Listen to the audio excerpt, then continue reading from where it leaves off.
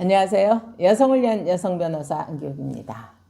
제가 상담을 하면서 보면은요, 부동산을 매매하는데 매도인은 특정이 돼 있죠. 왜냐면 등기부에 있는 분이 그 소유자로 돼 있는 분이 보통은 이제 매도인이니까요.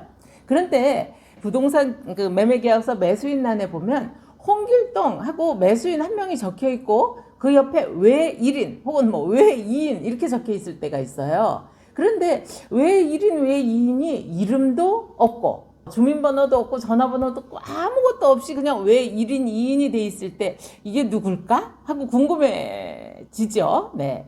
물론 당사자 사이에는 매수인 간에 서로 돈을 이렇게 모아서 그 부동산을 산다든가 무슨 이유인지 모르지만 공유로 그걸 사겠다는 의사가 있어서 그렇게 표시를 한 것 같은데요. 그게 그 왜 1인 2인이 그 계약 당사자로 편입이 되느냐 하는 거는 이제 계약이 만약에 잘 이루어져서 그쵸 매수인들끼리도 그게 뭐 공동으로 했든지 뭐 전매를 하든지 어떻게 해서 잘 처리가 되면 모르지만 그러지 않았을 경우에 그 왜 1인이나 2인이 자기 권리를 행사할 수 있겠는가 이게 문제가 되는 겁니다. 최근에 나온 사례인데요. 서울 관악구에 있는 그 아파트 그 부지 일대가 도시관리계획 법상의 그 공원부지로 아마 편입이 됐나 봐요. 그래서 이제 거기 있는 그 집들이 전부 이주를 해야 되니까 그 이주 대책의 일환으로 그 도시개발 아파트를 주는 입주권을 이제 공급받을 수 있는 이런 지위를 부여받았다고 합니다. 그런데 거기서 매수인이 소개받은 그 중개업자, 부동산 중개업자가 그 매수인란에 자기 이름을 쓴 거예요. 그리고 이게 누구에게 매도가 될지 모르니까 자기가 그것을 사는 것 같이 하고 왜 1인해서 다른 사람이 돈을 내고 그걸 살 수 있도록 이렇게 만들어 놓은 매매계약서였습니다.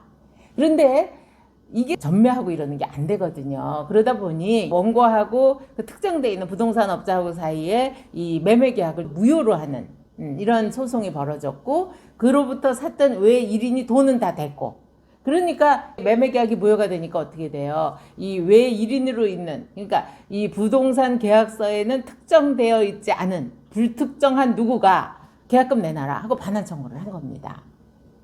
우리 법원에서 어떻게 판단을 했을까요?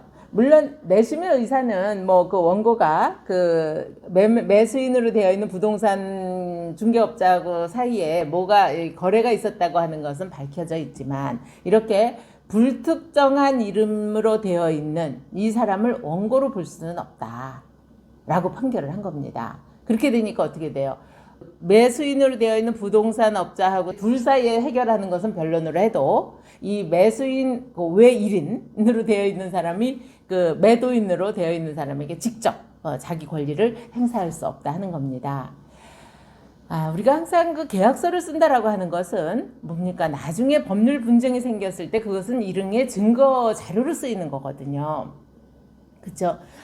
낙선계약, 이게 말로 하는 계약도 계약입니다. 그래서 그것도 지켜줘야 돼요. 낙선계약이 원칙이기도 하고요. 그런데 우리가 계약서를 쓴다든가 어떤 증표를 남긴다고 하는 것은 이렇게 분쟁이 생겼을 때 그것을 해결할 수 있는 증거로 쓰려고 그걸 하는 건데 거기에 왜 1인하고 아무 인적사항이 없이 이렇게 썼을 때 그 매수인 입장에서는 자기 권리를 주장하기 어렵다 하는 겁니다. 그래서 설사 우리가 이런 것을 서로 믿고 그 부동산 업자가 됐든 지인이 됐든 믿고 한다 하더라도 분명히 이름 자기를 표시할 수 있는 동명이인도 많으니까요. 인적사항 최소한 생년월일이라도 전화번호라도 특정을 해서 하시는 게 자기 권리를 나중에 지킬 수 있을 것 같습니다. 또 궁금한 내용 댓글 주시고요. 구독, 좋아요 함께 해주십시오.